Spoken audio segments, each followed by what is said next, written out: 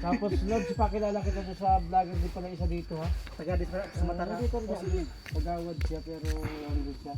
Sige. Si Jason Arellano. Pag maganda yung hangarin sa bayan, sige. Saan ka muna doon? Nag-vlog po kami, pig-vlog po namin si Tatay. Yan si Katabang Dave. Yung vlogger. Nag-social Oh, experiment. nakikita mo si Katabang Dave.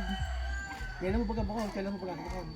Yan na Marlene, dumating na si Katabang Dave. Kaso, nag-surprise siya. Hindi ko alam na sa bahay surprise. kanina mo ito sa kuwan at Oo. Yan ang ating vlogger ng Libon.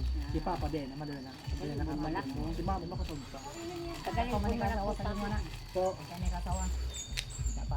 sad to say, nagkakuha na. Nagkaiwalay. Nagkaiwalay.